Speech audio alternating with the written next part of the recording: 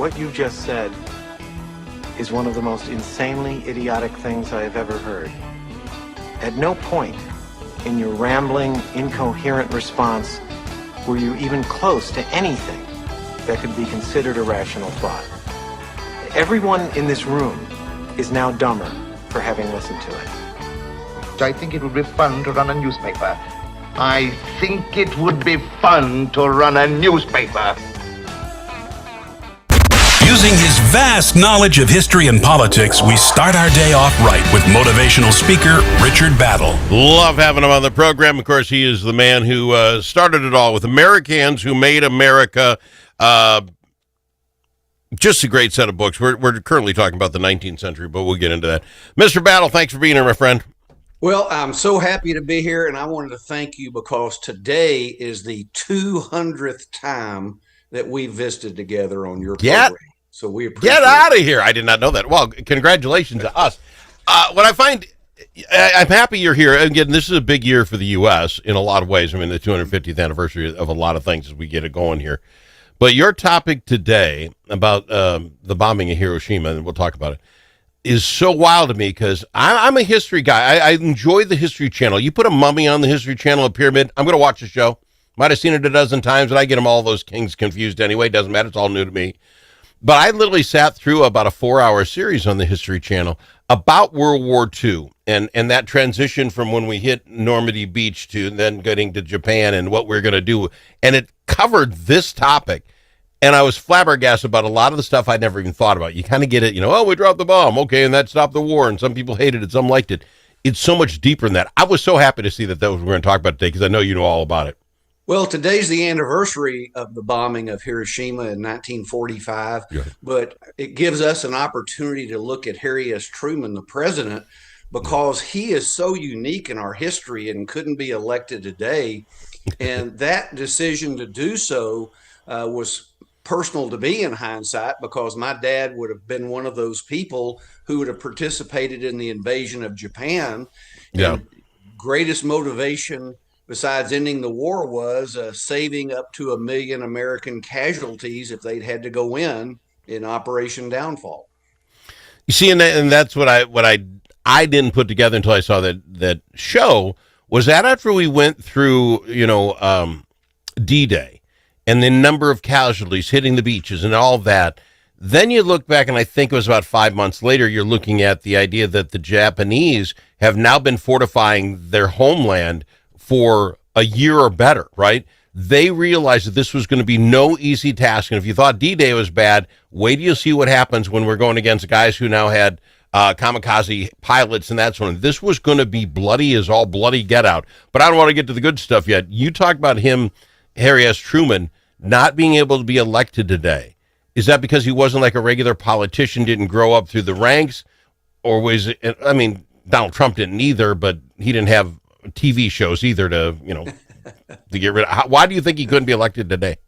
Well, Harry S. Truman was a common man. I mean, he was very humble. He'd worked on a farm. He worked in a bank. He served in World War I in the Army and artillery. He failed as a haberdasher. He had only gone into politics basically because he'd run out of other options. Whereas today we see these people that go to college to become politicians. Yeah. They come out and their whole careers until they're drug out feet first, they're in politics. And I respect, regardless of party, much more people who've lived regular lives because I think they will make better common sense decisions for us than people who only know politics. No. So he goes and decides, and what was his first political job? Do you know? Well, he was a local, he worked in a local Kansas City office in the machine politics of Kansas City. Imagine that. And yet he did not follow them because they did not want him to run for the Senate, which he finally did in the late 30s. And after he was reelected in 1940, one of his biggest platforms was cutting waste, fraud, and abuse. Imagine that. And here he was, a Democrat looking to cut the federal budget. Well, okay, see, that is it. For folks who didn't know, Harry S. Truman dropped the bomb and was a Democrat. Okay, right, wrong, or different, we'll get into that. But the idea that he was trying to fight abuse, waste, fraud, and abuse, you jokingly, when we were still in the green room or whatever you want to call it, jokingly said he couldn't get hired on as a Republican today. That's exactly correct. Because, again, very much the common man. And here he was, 1940, gets reelected. He fights waste, fraud, and abuse. And they come up to 1944. And Franklin Roosevelt, and this is one of the stories I learned years ago, wanted to get rid of his vice president, Henry Wallace. Well, the Democrat rules didn't allow him to do that. But what did Roosevelt do? He did it anyway. And he puts Truman on the ticket because he thinks Truman won't get in the way of what he wants to do. Oh, wow. And then he dies 82 days later. Wow. Okay. So then he becomes the president, and World War II is going on. I want to get into that. Let's take the break early because I really want to focus in on World War II and what he did. Can we do that? Yes, sir. All right, we'll go to break early. I've got him. He's Richard Battle. He's written the books. You've got to have the books. It started with, in my opinion, Made in America by Americans, not AmeriCANS, and then he went off on his tangent. Americans Who Made America, 18th Century, Birth of the Republic, my favorite book of all time, and then Americans Who Made America, the 19th Century, Growth, Division, and Reunification. It is fantastic. The man has reached his stride when it comes to writing history books. Pick him up. We'll talk more about him right after this. One-sided media and divisive noise drowning out your conservative values? Take back the conversation with Braver Angels. Join a grassroots movement to restore civility and find common ground without compromising your principles. As a conservative, your voice matters. Share your perspective on issues like immigration and public health in Red Blue workshops and help rebuild trust in our great nation. Be a leader in depolarizing America. Sign up for free at mn.braverangels.org. Braver Angels, where conservatives, liberals, and independents unite for a stronger republic. If it's your turn to host a game, Grandpa's Barbecue suggests you try something different. Put out the perfect barbecue flavor of Grandpa's Barbecue. Add it to your ribs, dip the meatballs, or drench your wings in the original flavor of Grandpa's Barbecue.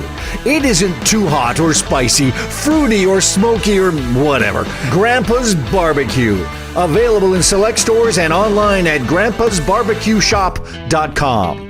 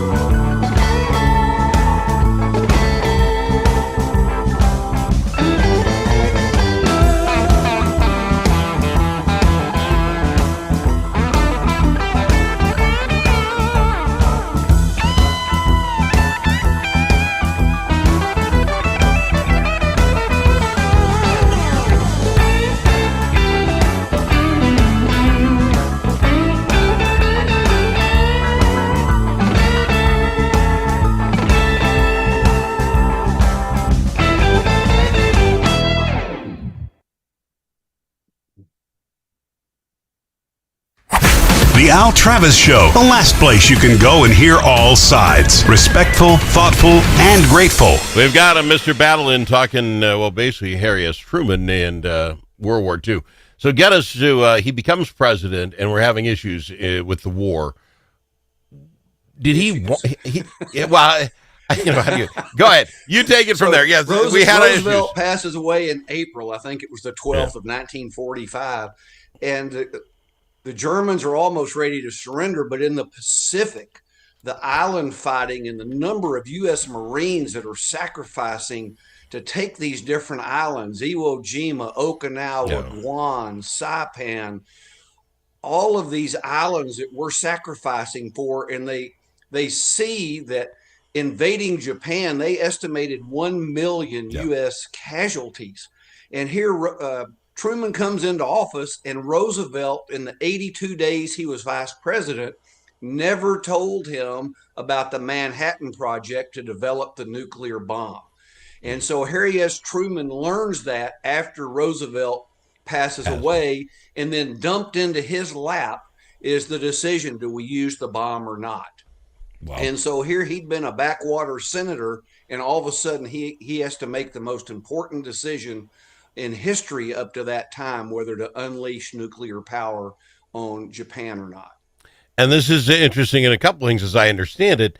They had tested nuclear bombs, but nothing of this size. And there was the fear at the time that if you blow something up this big, the continuing effect of how this bomb works could be catastrophic across the world. They didn't know that it would stop just in Hiroshima. They didn't know exactly how this thing would end, but they knew it could end this war. It could, because nothing had ever been seen like it. Well, yes, and now they I wouldn't call it testing bombs. They were splitting atoms and doing some small things, but it wasn't until July 16th of 45 that they did the first test out at Los Alamos. And you're right, when they got ready to punch the button, they didn't know if they'd blow the world up or what would happen on it, or if it would work. They didn't know, and they only had a limited number of devices that they could make at that time. Yeah. So they couldn't do extensive testing before they got ready to use it in real time. And we used a lot of German scientists to get us caught up. So we knew the Germans were in that same field, if you will. They're in the same ballpark, racing to get the ultimate weapon. We had been worried about that as well. It's just timing. If we don't do it, who will? Well, absolutely. We are very fortunate because Hitler was on track to have nuclear weapons. He had the scientists. He had the heavy water. There were efforts in Norway to keep the heavy water from Norway away from Germany. So there was a lot of efforts in Europe to keep Hitler from getting the bomb. And then we brought the scientists in to help us afterwards to defeat the Japanese. So, I mean, it's a very interesting situation that happened before it was used. But then as we come up into August, the question was, do we use it or not? And to President Truman's credit, we warned the Japanese and said, we ask you surrender. If you don't, we're going to unleash this new weapon, and it's going to kill a lot of people and be very drastic in how warfare is fought. And the Japanese obviously didn't believe it. They thought we were bluffing. And on August 6th, they found out we weren't. Do you know why we picked Hiroshima? Well, they had several cities they had possible, and part of it was when they were flying, that was a target, one of the target cities that was not covered by clouds. There were other target cities, and I can't remember which one right now. I think that were ahead of it, but they were covered by clouds, and they went to Hiroshima, and so they got to be first. Because I guess unleashing that bomb, my thoughts, and this is just Al off to his tangent, did it have to be one of their major cities? Could you have done this in one of the islands of Japan and have them see what this thing could do and say, now, do you want this closer to home? You know what I'm saying? I just, the idea that we actually did kill 300,000 people with one bomb and all the destruction, I wonder if it could have been just as effective as say, you got to see what's going to happen. Look at the island third to the left and blow it. You know what I'm saying? I just wonder. That's me. Well, what's interesting is they've been bombing Japan heavily, sending tons of B-29s in. They killed 100,000 people in Tokyo in one night, firebombing the city because all of their buildings were combustible. Yeah. But so they were used to seeing tons of planes fly over and drop all these bombs. And what was different about this was you had one plane flying over with some support planes, one plane, one bomb. And so when they saw that, there was arguments in Japan about surrendering or not. And obviously they didn't, because 3 days later they saw the bomb fall on Nagasaki. And then the question for Japan was, well, how many more of these do they have? And will they bomb us into oblivion one at a time? So obviously it does end up ending the war. The war ends up, they signed the treaty, and Truman looking back, I presume, a hero. We would call him that. But at the time, he realized, and the world realized, he killed like 500,000 people in 3 days. Well, when you consider the totality of the war, that was a smaller number than if you just look at it as a raw number.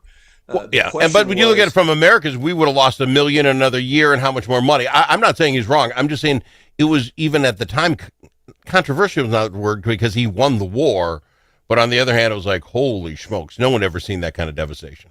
Well, no, it was a lot less controversial then, because, like I say, people like my dad, who would have been involved with that invasion, were saying, thank God he did that, so we don't have to go over there and kill a lot more Americans to end this thing. And that he showed the guts to do that. I mean, politically, it would have been much easier for him to do what politicians do, which is go run and hide in the tall grass and just avoid the decision. But he stepped up with courage and took a stand to do that. And that's how he operated the rest of his presidency. And it wasn't he got reelected, correct? I mean, when you go to see what Americans thought, he got reelected. So they were like, we'll take this cat. Yes, and that was a very controversial election, because if you'll remember, that's the one where the Chicago Daily Tribune had the headline, Dewey defeats Truman. Everybody goes to bed thinking Dewey won, and they wake up and Truman won re-election by a whisker, and served from 1949 until 53 after that. Right. And that got us into the Korean conflict, right? I mean, he was a part of that as well. He was part of that, but he did some wonderful things. He desegregated the military. He issued the Truman Doctrine, which said that we would oppose communism anywhere in the world it showed up. No. Can you imagine that being done today? Love that. No. And then the Marshall Plan to save Berlin with a Berlin airlift after the Soviets tried to take over Berlin. I mean, so there was a lot of things that he did that were very courageous stands and decisions. All right. I love it. I love the topic. I love the fact we learned so much about it, and you can learn a lot about history in either one of the books. We're showing them Made America, AmeriCANS Who Made America, 18th Century Birth of the Republic. Love that one. Now we're getting through Americans Who Made America, 19th Century, Growth, Division, and Reunification. This is fabulous reading. This is what I love when I get on the History Channel. How do I get them? How can I get them signed? Because I think there's something to that. And if I'd like to order a set, possibly from my local school library, could I do that? Well, yes. And what we do differently, when you talked about differences, is I profile 40 people in each one of these volumes. Some you know, some you don't. And their AmeriCAN spirit, because I want that transferred to kids and grandkids that they're not getting taught in school today. So it's not your regular history book, if you will. I'm outlining people and how they showed that AmeriCAN spirit. RichardBattle.com. All books are signed. If you want them inscribed, email me, richard@richardbattle.com. Amazon. All books are on Kindle and audio as well. And yes, you can buy bundles at the website for your library, and we encourage that. And not just your own personal library, because again, your kids, your grandkids should get these books. I guarantee you're going to love that you did that. But I think if you've got the wherewithal to get these into the school libraries would be fantastic. They're well written. I appreciate you, my friend. We're out of time. Always my pleasure. God bless America.